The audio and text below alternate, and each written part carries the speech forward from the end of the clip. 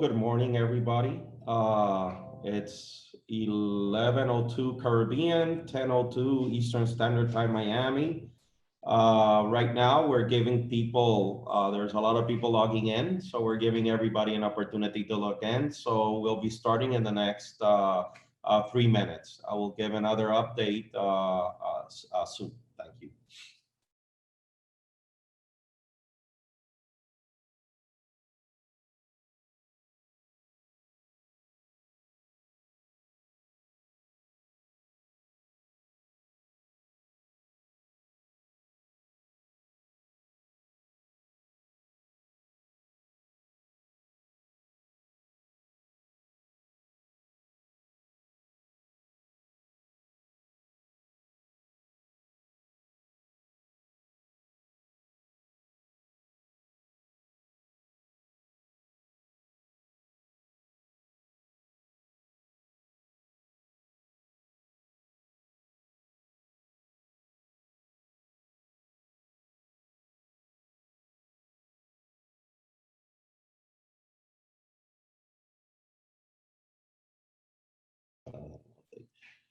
Good morning.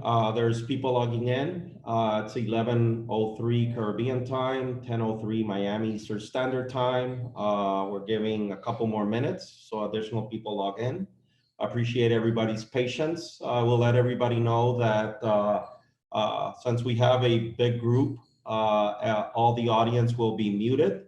We will allow questions at the end of the workshop. You can take your questions down, and then at the end of the workshop, we'll start the Q&A, and you can log in the questions, and we'll be answering those questions through your chat. So Zoom does have a chat, and we will be allowing that or turning that functionality in at the end of the presentation. So again, thank you. We're allowing more people to log in.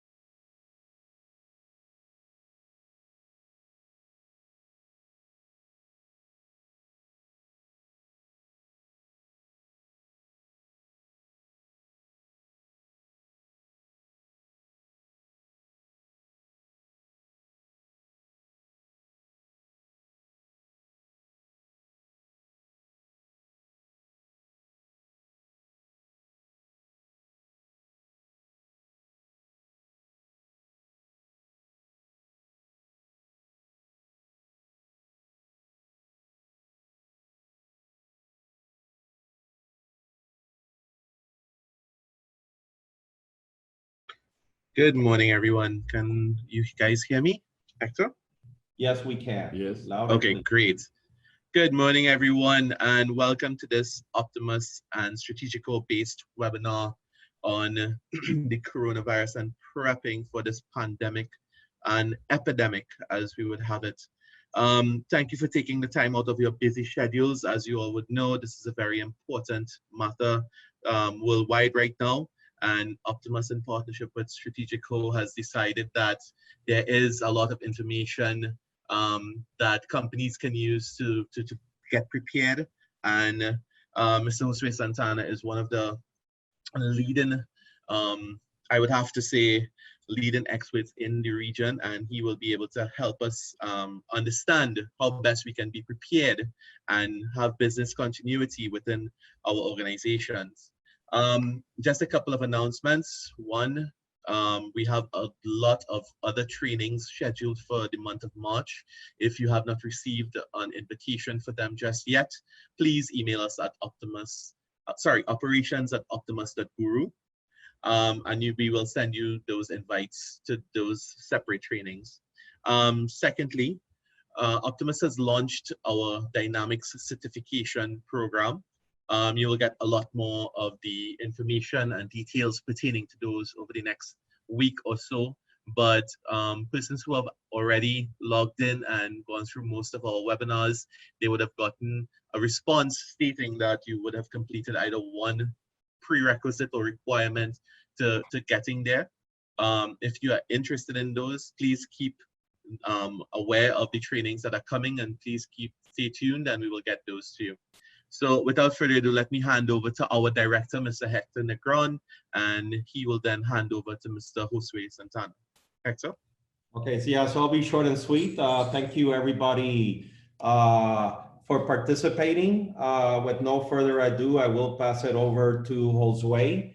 And one quick comment, when Vishal said Josue is an expert, I just want to make sure that, you know, he's not a FEMA guy or a doctor. So he's not an expert in that area. We are planning on bringing in health expert next week for a workshop that I'm under discussions, and it will be more about what you can do in your home and your family and your friends. But Josue is more of a contingency planning, disaster planning, certified expert in that area, but not a doctor.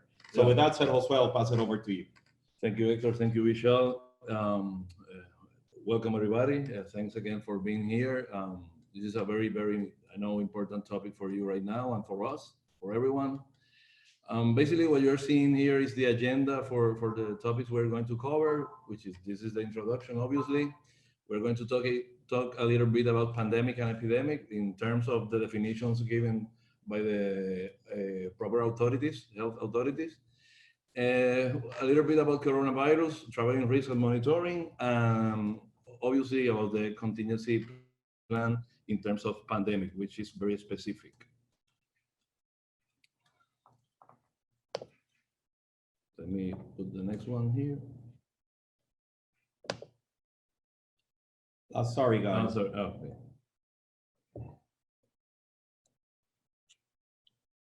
Well, what is pandemic? This is a topic that is very short in definition, but very huge in risk.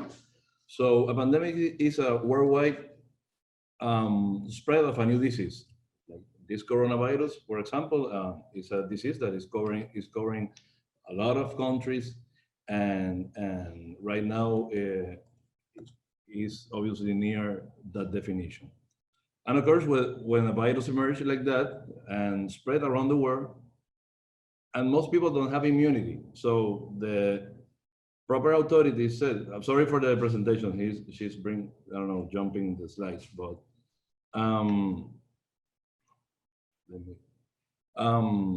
what happened here is that right now, the World Health Organization, which is WHO, the definition of pandemic is not readily public by them, although the pandemic topic is like it's happening like the definition, which is worldwide right now. They're not defining a pandemic right now. They're just saying that it's from high to very high risk what is happening in the world. So in my opinion, really, based on the definition, it's like H1N1 in 2009, which was a pandemic disease running around the world, but they formally didn't pronounce it like that. So Josue, okay, so Josue, basically, you know, at this point in time, is the WHO, the World Organization, has not stated that Give us a second. There's, Let me, let's run it like this, Josue, because I think, yeah, something is happening with Yeah. the transitions. give us 1 second. We're doing an adjustment here on the PowerPoint. There. Yeah, sorry for that. There, okay. So, sorry, there was something going out of everything PowerPoint. Yeah. So, not even a demo of a system. So basically what's happened is the coronavirus has not been publicly categorized as a pandemic. Yes. It's still an epidemic, but under the definition of pandemic, it should have been categorized. So we're expecting at any second that the WHO come out and then finally move this into what is a pandemic. But right now, it is not a pandemic. But the real thing is that it is spreading very fast in many countries, and we must prepare for that. We're going to talk about this.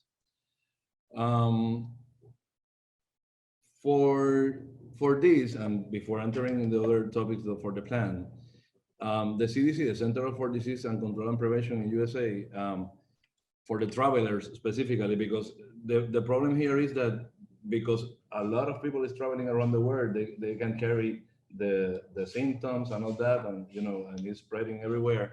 They put a web page. This is something that you can reach in the web with warnings, different alerts and warning levels for the traveling people that is traveling. For example, they have warning level 3, which is avoid non-essential traveling, which is important. This is something for monitoring. Alert 2, which is practice and enhanced precautions, which is all your normal precautions of hygiene, protection, and all that should be enhanced. And the practical usual precautions, which is smaller precautions or normal things that you do daily. So, Josue, I have a question for you. Yes. So this is CDC. This is not the WHO. No. And let me see the World Health Organization. Every time I say WHO, Josue, I think about the rock group WHO. But anyway, so this is how the CDC in the US categorizes it. Is the US doing this are they doing this by state, or are they doing it as a US, as a country, as a whole? The CDC covers everyone. So it covers all of the US. Yes, and if you look for information in the WHO, CDC, and all that, they are very aligned. Everyone is aligned for the topics. Okay. So a quick question, Josue. Jamaica or Trinidad and Tobago, they'll probably be using a similar methodology as CDC and WHO. I really don't know, but maybe yes. Yeah. So, and because the US is maybe saying avoid non-essential travel, it doesn't mean that, let's say, Antigua and Barbuda are not recommending that, right? So it has to be monitored. I just put the web page. If you hopefully everyone is seeing that page. Michelle, do you see the web page? I just want to make sure you're seeing the web page over there. Yes, sir. Okay. Okay, all right. If you see that they have the 3 layers, the 3 risk layers, and they are covering the riskier or the more risky risk countries that is right now in terms of the coronavirus, which is COVID-19. This website, this site covers not only that, covers other diseases, which is a normal thing that they do, the CDC monitors, but right now they are putting in the top layer of the page the warning for not traveling or take precautions within those countries. If you see this website right now, non-essential travel, the recommendation on those countries, Italy, Iran, South Korea, and China, for the COVID. Second layer only covers one, which is Japan.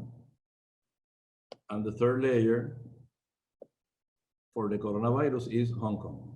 Okay. So they are adding more things. They are, spreading more. Hopefully not, but they're spread. So at this point in time, we're not seeing anything in Central America or Mexico. Directly in that page, no. Okay. So if I'm somebody sitting in the Caribbean, I'm somebody sitting in Central America, I'm concerned, and the US is saying something and China another thing, it's always better to come to this webpage where you said, because that, that would be the more official site, because I know there's a lot of confusion, including myself. This is something important that you mentioned, because there are a lot of social media and pages and YouTube and all that information you do that maybe is confused. Yeah. And you didn't know really what is happening. So those are official sites, official entities that at least monitor in a more conscious way all the topics. And also because of the hysteria. I was reading, obviously, because in Optimus, we already have a contingency plan running because we travel so much and we have customers all over. One of the things I know that different people are doing, for example, Apple has been taking down a lot of new apps that say about statistics and everything else of unknown or not recognized sources. I know Amazon took down over 1,000 products that were advertising that would help with coronavirus, and they took them down in the last week. So I just want to let everybody know that don't trust everything that's out there. Try official sources. If for example Apple, Microsoft, all that. Write about that in their web pages. At least they're providing more a conscious way of information. This is the most important part. Use the right information, the better we can, and to serve with the guidance. Another area for the COVID-19 for monitoring, the Johns Hopkins School of Engineering created for this specifically a website, which is a live website with all the statistics regarding the coronavirus. It's very important because it is official also.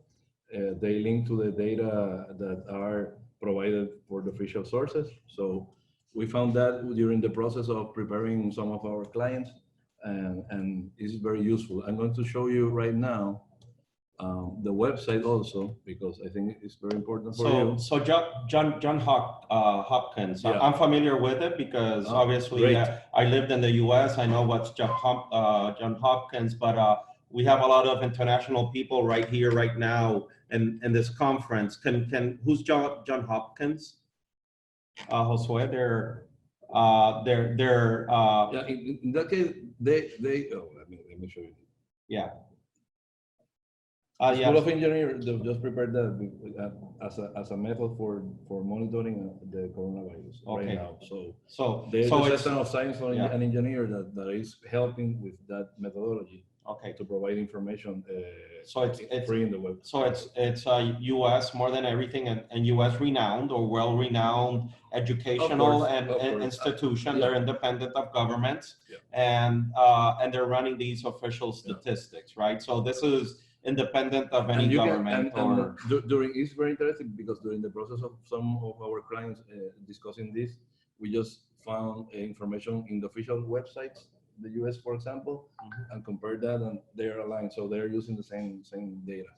And we understand that. We understood that. And also, I'm seeing some red dots in the Caribbean. I thought in the Caribbean we were. Well, let me try to put this just to make sure that you can see. So that's St. Bart's. That's St. Bart's. So only in the Caribbean, only Dominican Republic and St. Bart's have officially reported. St. Bart's, we all know that it's a very small island. I think has less than 10,000 people. It's really a French protectorate, and and they don't deal. I would personally be more concerned if it was at St. Kitts or at St. Lucia, where in the Caribbean and in Florida there's a lot more movement. That was possibly an Italian tourist in St. Bart's. Maybe it's that. And remember that exactly. People is traveling a lot. People from main coronavirus centers. As I mentioned to someone yesterday, there are a lot of places that are high rates for the government, for institutions right now, but people is traveling. So if someone is traveling with the virus, it can spread it. And I know that in Cayman, and Jamaica got a lot of heat from the cruise ship companies because they turned back, I think it was MSC, which is Italian, some Italian cruise ships, they didn't let them enter. And that was before Italy was officially put in that top category. So, sometimes we criticize our governments for being overly cautious, but definitely, we must do that. yeah, I think Cayman and Jamaica did a pretty good move. I know that economically is a hit. People in the economic place, the companies suffer. But the real thing is that if the people is ill, there is no business. Yeah. So now I'm just showing that because the link is there and you can use it. You can monitor what is happening right now with that virus.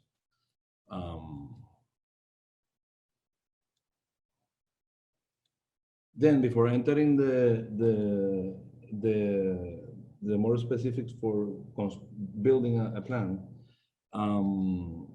we use guidance. I'm certified business continuity professional. We use the guidance of the Disaster Recovery Institute International, which is like a global best practice.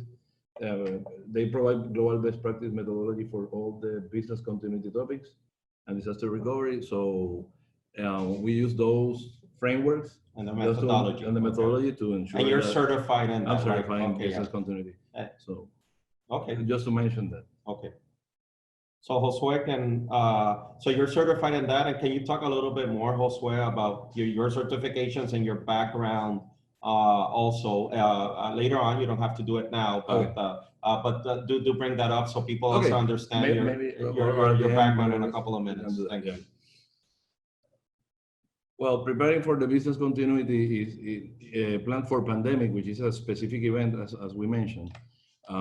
It's not the same to prepare for general business continuity because it has a lot of different things that you have to cover.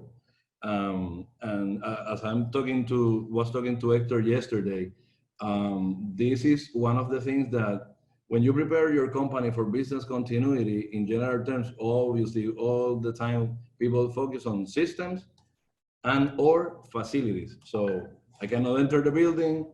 Where do I work? I move to another building or other facility, or the system are down. We must have replication of data and all that. This is very important for the business. But sometimes when pandemic things happen, events happen, is when people, said, hey, if the people is not there, I can have the systems up and running, but the people is who works in the company. So this is the most important part, the human being. So this pandemic plan or the preparation for a pandemic plan focuses on that. And it's something that even if there is no pandemic, we must practice it. Okay.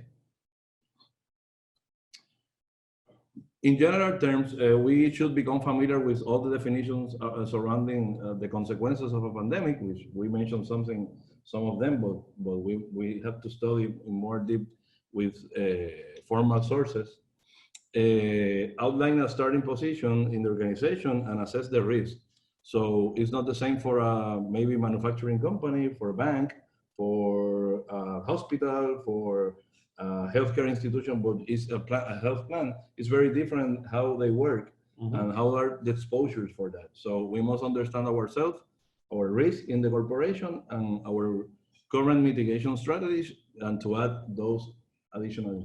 And just to put this in perspective, Josue, what you're presenting here is from that previous slide that you have about the Business Continuity Association. This is kind of like what you're right now explaining is a framework where businesses can use a framework to better prepare for these type of pandemics. Those are, have you business continuity is something that you must sit down and think in the what if process. What if this happened? What if that happened?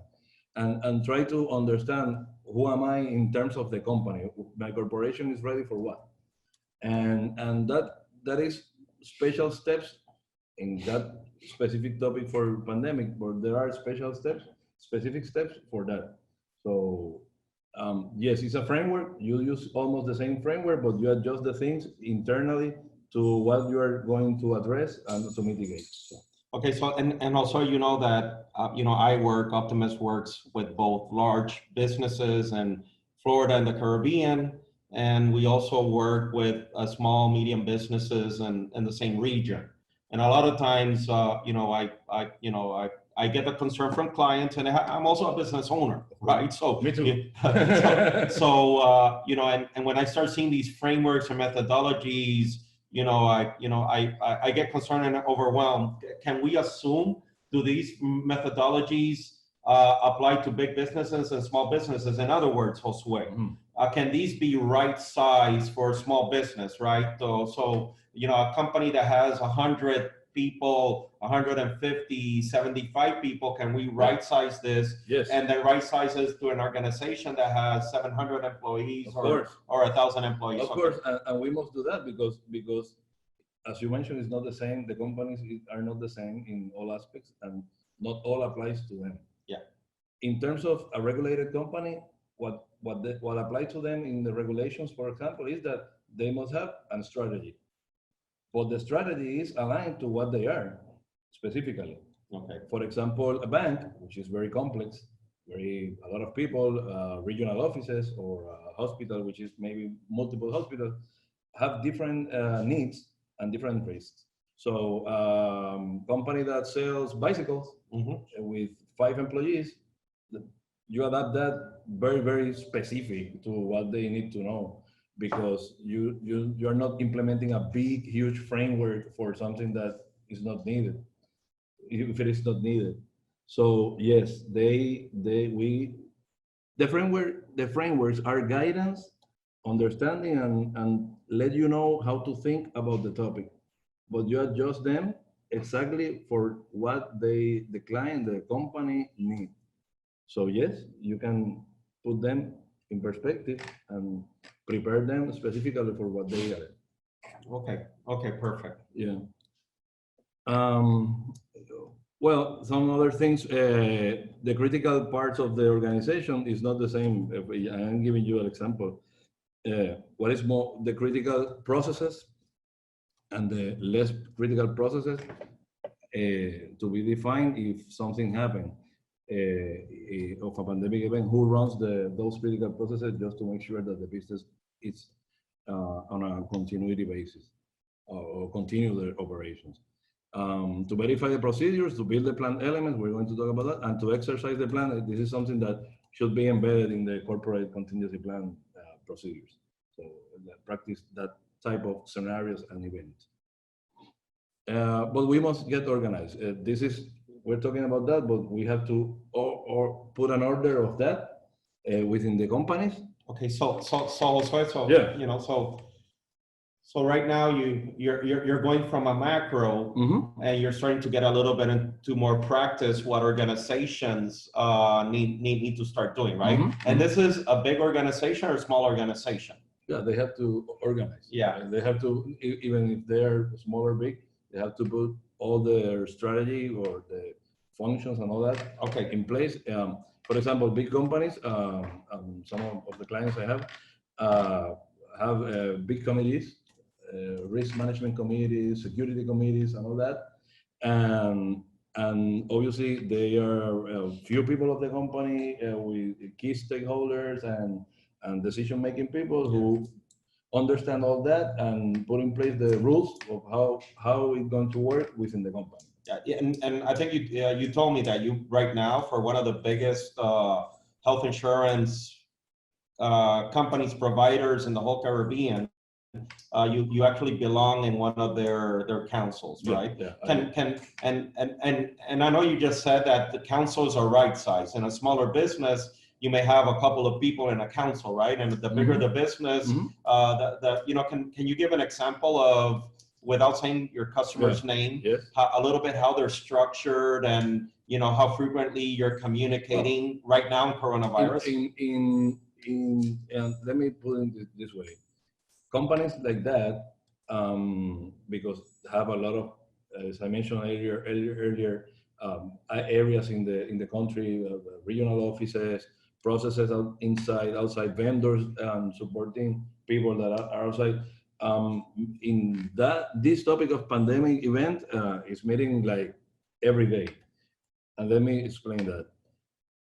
It's a constant communication process within different channels, the corporate chats or corporate tools that for managing a project like that, which is this is like a project, and in this moment in time, with the pandemic is spreading the word, and there are no vaccines and there's nothing. It's like a topic for every day. And there are obviously like workshops, like meetings to define things, to write and implement things, the procedures, policies, and all that happens in that meetings. So it's the same. My clients and all, I know I have some other friends that work with this also are doing the same. So Okay. The organization leadership support, obviously top management is not engaged, is difficult to embrace that in the company. Tools to track the project, the communications. I mentioned internal corporate chats or tools that you can provide information and share information. And in internal chats, right? I know, people are thinking, oh, I have to have Teams or Microsoft Teams or whatever, but it's something as simple as creating a Skype group, right? So well, it could be something, for a small organization. Let me, I'm going to say this, and I'm not announcing nothing here, but there are tools within all the licensing that companies buy that are for that. So they use the same corporate. Okay. Josue, like for instance, with reference to the Trinidad culture where you must be in an office to work, how is the documentation, or how is the leadership plan? How can you recommend any documentation which can be supplied to the leadership team to have this plan sorted out, where they can use tools for communications, they can have a plan for work from home or something like that? Is there any materials available for that? Your question, Vishal, is in the case of Trinidad, obviously where you're based, and we also have a lot of customers and we have people there. The culture there is a little bit different. Puerto Rico, we do work in the office, but we also work from home, and Florida too. But in Trinidad, you're saying it's a culture where predominantly people work from the office. That's right. People are not that used, and we're not going to say it's TSTT. We're not going to say it's Flow or Digicel's fault in their communications, right? We're not going to bring that up. But a little Caribbean joke here. But so your concern or your question is more around a culture where everybody works in an office. They're not used to working remote. And your question is, should organizations start getting prepared, or what should they do? Well, and thank you both for the question. The real thing is, considering this pandemic or epidemic or pandemic event, is that no matter if they are in the office and they meet in the office and discuss, it's okay. But we recommend that they have other channels of communication, because sometimes things, for example, if the news announce at 10 p.m. in the night that there is coronavirus in that place, we must communicate. We must contact each other. We must have a tool for activate some plans. So that's why I mentioned that those tools are very good for being in constant communication, because the alert is in red, is high risk. So you have to understand that you use all those strategies based on what is really happening within the epidemic field right now. Okay. And you try to prepare management and the teams and people for be aware of knowing everything every time. That's basically because we recommend that. And with all these earthquakes and hurricanes, I know that we have here in Puerto Rico a lot of Puerto Rico and the Eastern Caribbean, the Leeward Islands, and I mean, and I was in Jamaica and I got that big earthquake, and our friends in Cayman too. So I know that in the Caribbean, a lot of the Caribbean, let's say we're a little bit, we already have, or we should have already protocols. Something happens, call this number, or there's going to be a radio broadcast, or WhatsApp, or for example, if somebody has Teams or Skype or Jammer, so all of that, or even our corporate Facebook page. So it's about using that. But I think also Vishal is asking if, and you gave the example tonight at 10 p.m. It was announced that in Digicel's main offices in Jamaica, somebody had coronavirus. Don't come into work. Work from home. I think Vishal's asking, should there be a plan where people can connect from home on a PC? And you're gonna see that later in the presentation. Was that your question, Vishal? Yes, sorry to rush you, Josue. I'm so sorry. Oh, no, I'm fine. Thank you. I like questions. This is unscripted, brother. So I'm sitting right now by Josue, and we're going through this. This is something that I discuss with people every day. It's a normal conversation. And Josue, you just used the 10 p.m. example, but right a couple of minutes before the call, didn't you get an emergency alert? And since you're in that Security Council on your phone, something about Guatemala? Yes, sir. Guatemala right now, let me share with you the information right now in reading. Just declared, they said calamity, declaration, which is almost like pandemic. Yeah, local pandemic. Because of the risk of coronavirus. Florida, a few days ago, just the government in Florida, USA, declared declared an emergency state, So, and there are like 3 cases right now, but the problem with that specific pandemic, as we read in the official sites, is the amount, the time it spread is very short, so it's very high risk. So basically, it's that.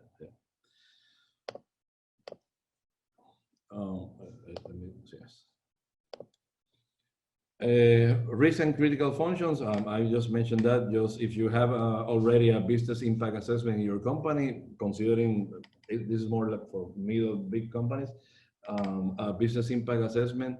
So be sure that all the, like I mentioned later, all the critical functions and all that are in place there and are covered. The management team can read about that and say, those are the critical topics that I have to address within the event, and examine obviously all the processes or procedures that you have. This is very general. Establish initiatives, specific initiatives. We just in the conversation we just talked about a few of them. Specific options to consider that are viable for the organization. Not all the organization can maybe cover their strategy in the same way, because not all organizations maybe have the same problem. Although it's a pandemic or an epidemic event, some of them are like right now in Puerto Rico, which is no formal case. Everyone is preparing and just that. But if the company enters in a more deep issue, so you should have thought about what things we're going to do for that and what equipment and all that. We're going to see that later, but it's not the same for everyone. So it's the same topic. How to address is based on what is happening. You know what happened with one of the clients? Change the way some areas are addressing this and change a little bit the responsibility of the people, of the management, because there are people that have in healthcare, for example, there is people that know better what is a pandemic, what is a virus, and all that deep in topics, which I'm not a doctor, and they just address those people to say, hey, you are going now in that moment to have an additional small responsibility to put time in these topics and help us. It's very important if you can reach people inside your company. So we're going through this. I'm also a business owner, so I'm putting my perspective on the side of our customers or myself. So you said there's a framework, so there's already methodology with documents and steps that out there that people can follow, right? And from what I'm getting up to now, and I'm doing a quick summary, Josue, because this is new for me, and I think it's new for a lot of people. In the past, we just have dealt with hurricanes and earthquakes, which basically hurricanes, you have a couple of days to prepare. Earthquakes, you have no days. This pandemic thing, for me, being a Caribbean, Florida person, it's more like something imminent is approaching me, right? And it's slowly coming towards me, and this is how I feel, right? So for me right now, as we're going through this, my first takeaway is, and I don't have it in Optimus right now, I should set up a little committee, 2 or 3 people, and and the first step is setting up the committee before doing anything else, right? And then from there are resources, there's documentation, there's methodologies, and that you adjust that we just take that and adjust it. Okay, so the first step is really coming inside and saying who's going to be in the committee. And then from there are resources out there to do this. Okay. Yes. Well, we mentioned regarding that, but the exact thing that you're saying right now, after that committee and all the meetings, all that, you consolidate everything in your strategy, which is this slide just said that we talk everything. We have the news, we follow the CDC or the other entity, the government. We have people inside maybe or consultant that can help with this. Everything you just put it consolidated in one place and begin the process of preparing and engage in the steps needed. Are like stage, the stage needed if something else is happening. For example, we have nothing in Puerto Rico right now formally announced by the government. So we prepare this type of meeting. My clients are preparing, their documentation, the steps to be, but today or tomorrow announce that is another stage, is another process. So okay, so and so there's I see the word robust pandemic plan, and I'm already thinking, oh my God, I a small business owner have to sit down and I'm busy and write a 100-page document. So when you talk about a robust, it could be something as simple as a good guidance, a good guide to decide to make decisions and on a timely manner. Okay, so that's creating the committee, empowering the committee. Yes. And then doing this plan. I assume the plan could be as simple as on a PowerPoint or a Word document. And there's already templates out there. You can, or your firm provides those templates too. Yes. So okay. So it doesn't mean that, oh my God, I have to spend 2 months doing this. You don't have to buy a software and analytics and all that. It's for this type of thing, the pandemic thing is very, very. Yeah, because remember, pandemics are from viruses. Obviously, H1N1, influenza, this coronavirus, they're viruses. So at least in my early 47 lives, the only thing I heard regarding those topics 20 years ago is almost the same that we're doing today. When H1N1 in 2009, I was serving some banks with that strategy, and it's in general terms almost the same. Be with good hygiene, have procedures, have proper procedures, and the plans are not like this 40-page thing. It's like small things that the committee can decide and give instructions. It's like that. Yeah. So and again, I know in the Caribbean, and I mentioned it before, where now earthquakes, but we're used to hurricanes, where we have and we do a little bit of planning and we have a little bit of contingency, but it's always it's gonna hit. I don't know how it's gonna hit, and then I'll do a little bit of planning, but I'll never know, and then I'll just recuperate. In this case, this is different what we're used to in Florida and the Caribbean, because we know it's coming slowly, right? And it's a health issue. And it's a health issue. It's a health issue. It's not a couple of people are gonna die or it's a flood. It's not a flood. It's not a flood. A building is not gonna fall. you know, Health. yeah, this is more health, and not only impacts the organization, but it impacts our family. Everyone. So you know, so we, you know, my point is, we're in the Caribbean. We're more used to this ad hoc planning due to the nature of this act of God, right? Mhm, So let's call it act of God. Doesn't Mhm. matter if you're Muslim or Christian or It's a natural thing. yeah, Yeah. it's a natural thing. Yeah. But in this case, we do have more time to plan, and it's going to be different than just recuperating, right? Yes. Yes, For us. for us. Imagine is this began in here, like China. They there were no plans. They were okay. There were no plans. That's why those things you have to like imagine it, place it in a document, discuss it, even if there's no pandemic, just to practice for that. Okay. It's important. Um,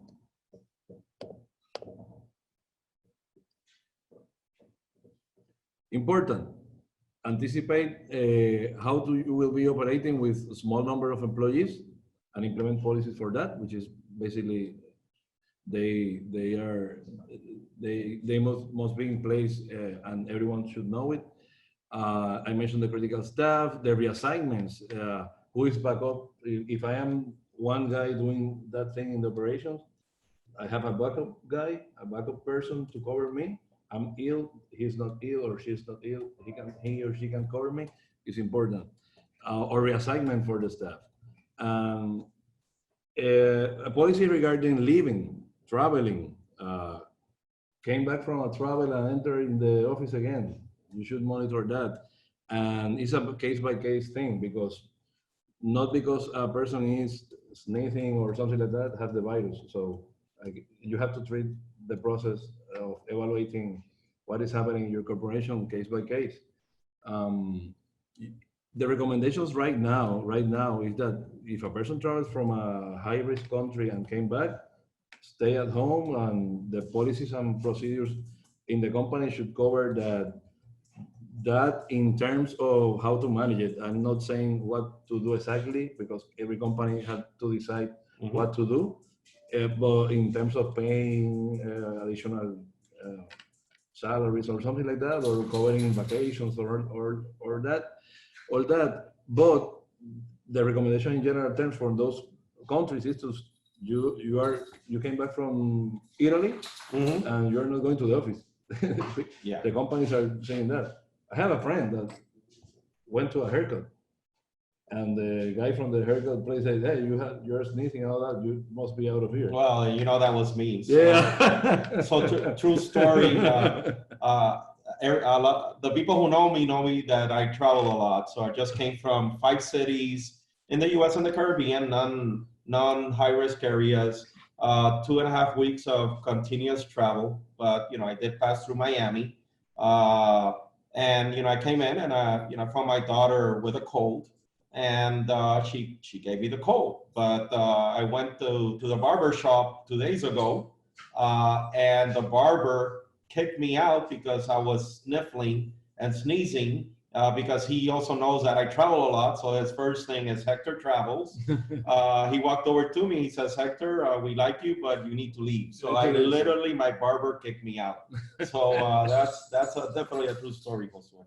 And that this is important because you're seeing the mindset of the people right now. With Yeah, it is something that we in Puerto Rico we have nothing formally in our case right now, thank God, and people is monitoring also this everyone and saying, hey, I don't want you to pass me that call or something like that. So the mindset changes. So it's the same in corporations. The mindset have to change and to work around that.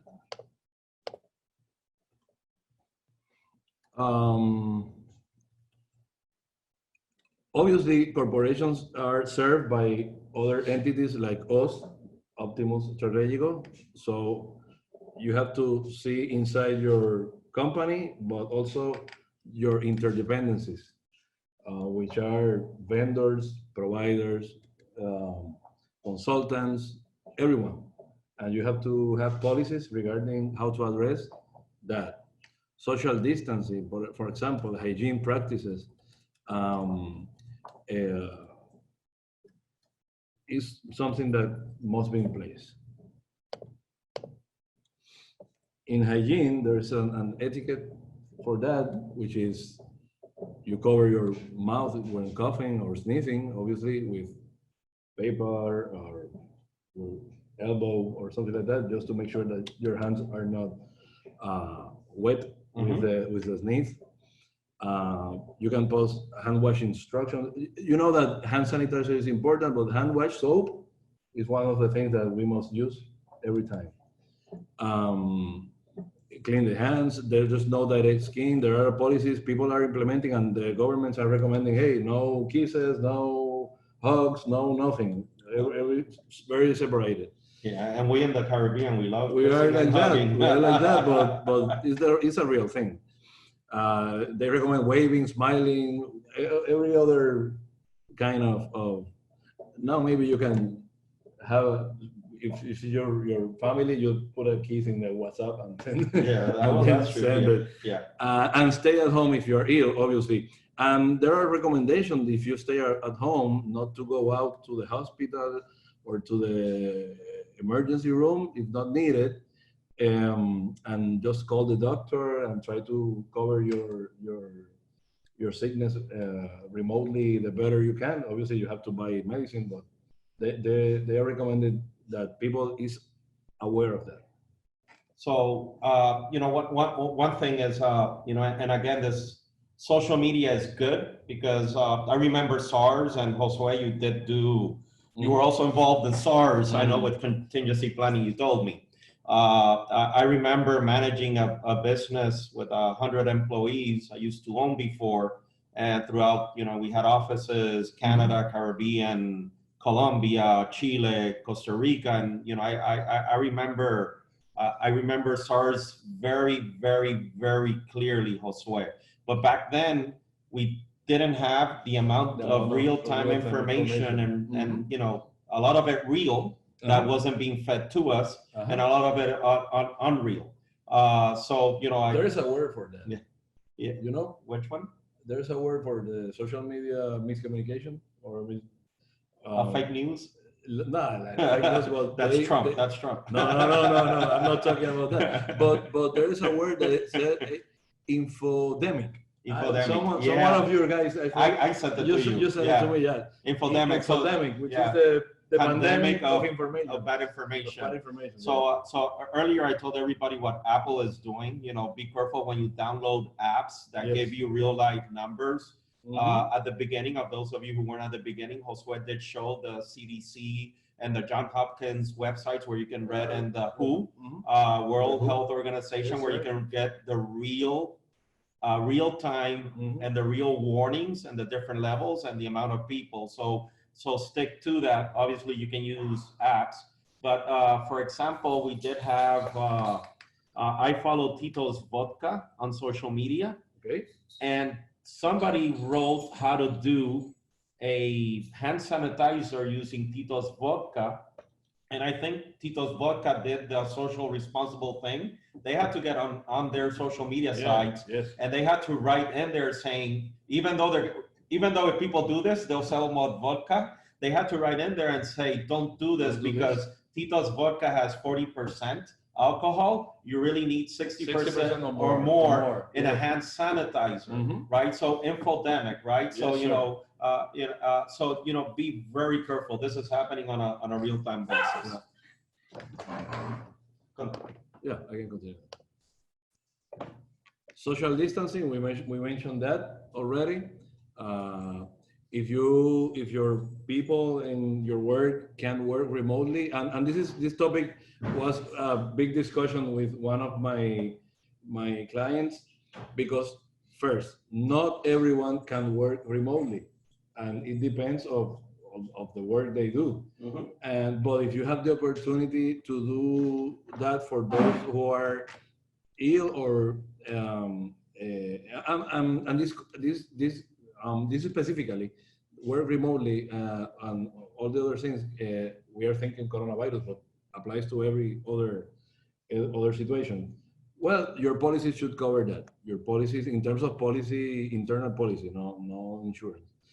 Your policies should cover that, and you have to manage it accordingly based on your own uh, business structure. We have a lot of facilities to work remotely, but not for everyone. Obviously, consultants do that. Maybe people that only do things with analysis and connect to the system to do that. But there are other physical things that and attention to clients that have to be face to face. For that, obviously, if you have face to face interactions, you must consider barriers within a face to face interaction. If you have regional office, I'm just doing examples, a regional office, and you must clients visit you, but well, you must have some distance and some barrier, like an glass and acrylic or something like that, just to make sure that there is no pass.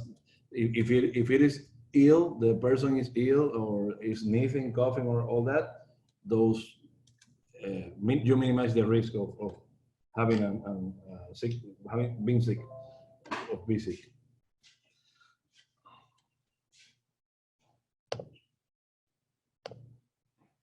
Supplies. Those are things that in the plans are contemplated and are obviously part of the inventory that a company must see, which is soap, hand sanitizer, towels, all of the things that help cleaning the surfaces, maintain a better environment must be considered, and if there is no budget for that, maybe within the committee there are opportunities to create that budget and to maintain that budget ongoing in an ongoing basis. Because what happened with this is that all that new expenses increases. Yeah. So Jose, is this something that organizations can keep running all year round and not just for this, and they should include this in their budget and their proposals and everything at the end of the year? Yeah, it is recommended because this is one of the things that I mentioned earlier is part of a more bigger strategy, which is a business continuity program. So considering the real things that are happening in the world and happening in the countries and near us, this is something that companies, the recommendation obviously, and the best practice is that have an ongoing budget for business continuity covering all that topics. Okay. And two things with that. One of our customers, they're a manufacturer of consumer packaged goods, deodorants, detergents, etc. And they also do, let's say, over-the-counter health products like stuff like Bengay, etc. On including alcohol and hand sanitizer. On Tuesday.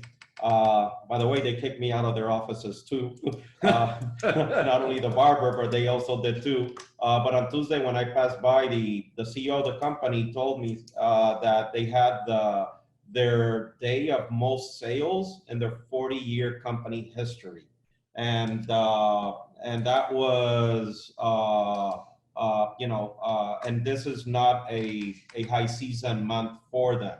My point to this is if you're an organization, you're here today, you should be placing some orders for hand sanitizer, soap, or whatever, and just make sure that within your organization, you, not yesterday, not tomorrow, but today or yesterday, you should already have, because suppliers are running out of hand sanitizer, they're running out of soap, etc. So at least on an organizational basis, make sure that you have enough stock. Yeah. Well, you mentioned right now that, and there is another thing that people is like, remember that this create hysteria, so we have to manage that. Mhm. But there are a lot of people selling online all that the masks for the face, Yeah. and there is like I don't know how many advertisement I received regarding that. What the organizations and the clinical people express about that is the mask is for the ill, for the person that have the problem.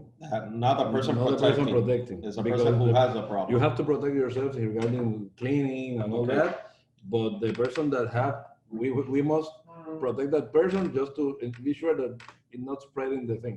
Okay, So it's not about you- catching it, it's about spreading. yeah, and yes, because he can cough and it may put in the table and have it in the The table and the everywhere. table, all right. Okay. You have to clean all that always, Okay. but So you should tell an employee if they come in and they have a cold or something like that, just in case, if you get sick, as a company policy, you should have the mask on if you're sick, Well, right? companies are moving through that and obviously reading the recommendation of all those entities. And yes, and companies must have maybe an inventory for that, just to be sure that his or her, the employee is obviously, you can help them with covering that. Yeah. So, but it's not like buying 1,000 things for everyone. No. Okay. 1,000 masks for Okay. everyone. So a company should have masks just to make it available to It's employees who recommended. cough, It is yeah, recommended just to use it specifically for them. for the sick people. Yeah, Yeah. and I also have read from Harvard and I've read from different reputable news outlets that on a prevention basis where you're not sick, you want to prevent getting sick, that the masks are good for spit, but not when you touch something. Like you were if saying, you touch your eyes or you're still gonna get it. Yeah, you have to maintain yourself clean, your hands, not touching your face. No, that's the recommended. Yeah, and the masks don't protect really against airborne. And there are Only spit, right? So Yes. airborne, airborne is very small. yeah. So basically, what you're saying and adding that to the other recommendations that are coming out there from reputable, non-infodemic sources or Yes. fake news Yes. is masks are for people who are sick. So when they cough or whatever, they're not sending the spit out there to a table, to a doorknob, to whatever. And you have So, to yeah. maintain those things Yeah. clean every time. So if you're a person who are trying to prevent that, really what they're saying is you put a mask on, it's gonna do very, very, very little. Yeah. And there are masks, and there are masks. Okay. Not all are the same. Yeah. And there is a site. I don't have it here, but I can send it just to Yeah. make sure. N95, right? And N95, they said about N95, but they have like 3 different codes, additional codes. There is a little bit complex, but yes, they said N95. Yeah. So what you're saying is what I also read is N95 are the best masks out there. N as in Nancy, 95. It means it protects 95% of airborne. Not the other 5%, and then the regular surgeon's mask and painter's mask that you're seeing out there, airborne really, it's just spit. Just pass through. Yeah. And where we really grab it, it's not that somebody spits in your face.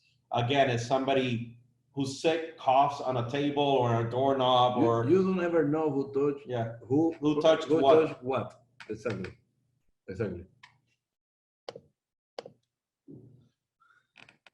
As a summary, in general terms, because this is a very general. Yeah, and by the way, Josue, I'll remind everybody at the end, we'll open it up for questions. Yes. So keep on writing your questions, audience, and then at the end, we'll open up the chats. We can open up the audio because it'll be unmanageable, but we'll open up the chats and then we'll ask the questions and provide answers. So there will be a quality control. The other thing, Josue certification for this is non-IT. It's really on a process, best practice, SOP process type of thing. So again, this is not IT only. This is really SOP. Yes. In summary, you can prepare your plan considering 3 main processes, which is the pre-pandemic or preparedness, which is right now what is happening here in Puerto Rico. People are preparing. During the pandemic, obviously, it's here, what we're going to do, what policies we activate and all that. And after the pandemic, once the governments and entities said, hey, there is no pandemic, there is a vaccine, everyone is now in the process of getting immunization and all that. Well, you have to monitor constantly that and work around those new events, which is the recovery phase. Basically, there are three. If you put all your strategy within those three elements, you can manage it in a better way. Yeah, and I think everybody right now, they're just talking about the pre and the during. The recovery, there's not a lot of people talking about recovery yet. You can use something like that. It's very simple. The important is what you put inside this. At this table, you hopefully everyone is seeing. It's like a matrix. You have all your. We use like white, which is planning. Like we are planning for that. And there's no specific scenario happening, and what you're doing with the plan, which is the policy, the meetings with the committee, and all the preparedness. Then yellow, although it's no scenarios, is increased. In the world, the pandemic is in China, now it's in Italy, now it's moving around us. And then when it's like now, that it's not over us, but it's very near us. So it's like a code red. If happen for us, we activate all those new protocols. Is in our region, is in our region or out of our region, we must put a red code. This is a recommendation, obviously. Okay. A red code that, hey, it's near us. If someone came in, so we activate that protocol. Okay. It's a guidance. This table is very useful for management, just to make sure that it's more easy to administer that. Yeah, and I know we have health and security officers, managers of corporations listening to this. I know we have CEOs, CFOs today also on the other line. They're getting a lot of questions. Are you going to discuss in this presentation, if not anything about communicating to employees, or that's for a later discussion? Well, sorry, I jumped. Well, not specific protocols. I'm not presenting here specific things because as I mentioned earlier, there are some general things that apply for everyone, but there are some things that we have to understand the entity and what they do to do that. But in general terms, and I think we just mentioned a lot of things that they can use, all your companies can use, which is to meet those key players, to understand what is happening around us, to put in place some guidance. There are guidance like this publicly also. You must use it also because they are official, and to prepare and discuss what we're going to do if someone came ill here, and because for pandemic it's like that. It's like this small amount of things, but very strong, that we have to cover. Hygiene, cleaning, strategy for continuing our business, remotely or not remotely, employees at home or not at home, who travels, who didn't travel, and all that. This all around the big strategy and around the policies that you have or the regulations that you have also. Okay, perfect. And Josue, can you also talk a little bit about who you are, Strategico? Well, where is this presentation? Where are you coming from? Well, and then we'll open it up for questions. Let me do it very fast. Strategico is a firm that really opens in 2017. But myself, I have like 22 years doing this in different corporations. I came from two different firms. And I used to be 10 years in the banking doing risk management in terms of business continuity and internal audit, IT audit. So my specific background is from where I learned a lot of those topics, because the regulation in banking and all those entities is very, very strong. So you have to put in place all those strategies. Okay. Strategico, we created Strategico in 2017. We are a group of people more experienced. We're small, but we are more experienced people in different topics. Basically, we like to deliver the strategy to the companies, just to make sure that have one strong results, and they can continue with what we implemented with them. Okay. So we are strong in our beliefs and values. This is very important because we serve people and companies are built on people. So we like to maintain a very high integrity, understanding, relations with all them. And in general terms, this topic is very interesting, but you are seeing in the right now change and project management. Change management is not IT change management. No? It's not technological change management. Change management is cultural change and process changes. And we are talking right now implementing a new procedure and pandemic preparedness or plan, which changes all the mindset and all. It obviously take off time to redirect our efforts to a new thing. So it's part of the change management process. And we do that in not only for this pandemic things, we do that in terms of evaluating processes and improving and changing. Obviously, if the company needs more efficiency and all that. Okay. Advisory as CIO, so obviously we work a lot with IT, risk management, which cover everything from IT audits and business continuity and all those topics. Policies, procedures, specific disaster recovery and business continuity. We help management decide what to do with their, for example, DR strategy, which is disaster recovery for systems, how to prepare for that and how to plan for that. I do not sell software, neither nothing. We are just consultants that help with those strategies just to be implemented. Okay, perfect, Josue. So let's start opening this up for questions. I think, yeah, if you go here to the QC.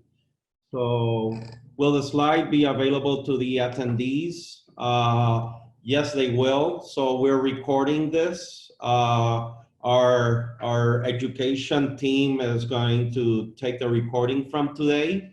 They have to go through a process. Our recording will be available, and also the PowerPoint. So that'll be available on Monday. In a PDF. In a PDF, it'll be available. So you'll get the recording, and separately, you can also get a copy of this PowerPoint on a PDF format. Aside from that, what you need to do is you need to email operations at optimus.guru, but also at the end of today, you'll receive an email from Alejandra, and Alejandra will also send you an email with her contact information where you can request both a recording of the webinar and a copy of the PowerPoint. Somebody also wrote in here as a question, and again, you can ask more questions through the chat. We won't say who's asking the question, so no question is a let's say less educated questions, or all questions are good, and we won't give the name of the person doing the question. But we do have a colleague who wrote in here. Infodemic, it means an excess of information concerning a problem such that the solution is made more difficult. So over information, disinformation and fake news feed into that. So just again, the original sources are in there. Any other questions?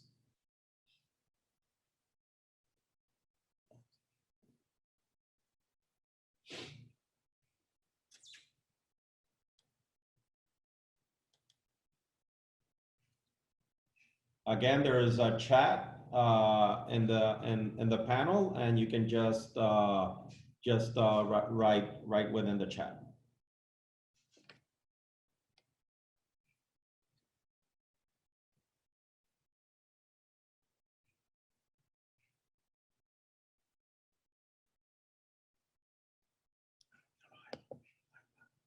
Okay. Let me put this. Okay, so we're getting a whole bunch of questions here. 1 second.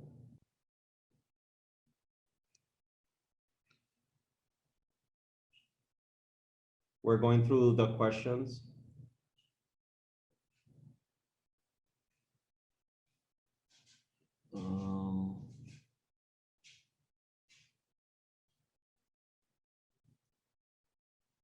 Are there any pre-made materials available to sensitize the staff, Josue? Well, because we recommend, what we recommend is that use the original official sources, like the CDC in terms of of Puerto Rico and USA. There are a lot of material, free material up there that you can download in PDF form that serve as guidance for all that. Is general information, but it's very, very useful. Just to, for example, I mentioned in some of the slides to put posters or something like that to aware people of hand, washing hands and all that. There are a lot of PDF up there that they can download. You can download. Yes, there's availability of that. I can read the links for that and send it to you, Hector, and just to provide for them. Okay.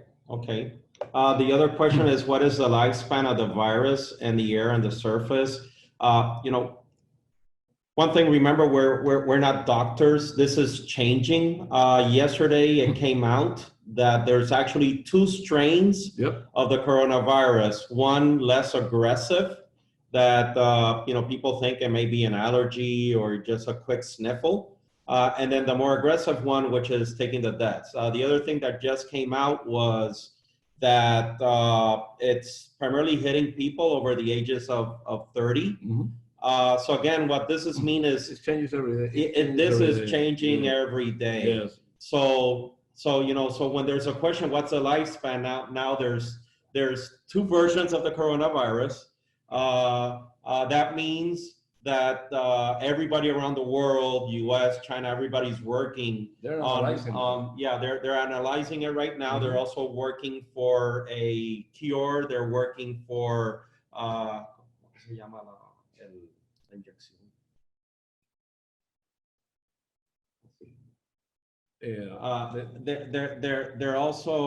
they're also working on they're also working on, and by the way, we hit pause share. We were putting out we were projecting the question. Sorry, we just paused it, so you can keep on asking questions confidentially. Sorry about that. I mean, it depends on the strain. They're working on shots right now, and that's going to be changing on a daily basis. And I was saying it's primarily affecting people over the age of 30. Most deaths are people over the age of 70. And then the second group is people over the age of 60. So as of yesterday, they're saying that, the younger generations is actually the virus is skipping them. So, I, for example, I had mentioned, I had not seen my nephews and my godson in the last month because of me traveling and not wanting to pose any risk. Now, I'm feeling a little bit better, possibly I want to see them now. But I'm most concerned with my parents at this point. So, mm-hmm. In my case, because I travel a lot, mm-hmm. I haven't gone, I've just been to Jamaica, to Cayman, to Puerto Rico, to different islands and Fort Lauderdale. I should be okay, but when I'm sitting on an American Airlines plane, I did sit by some Italians before it was announced, right? So in my case, I consider myself a little bit higher risk than somebody else. So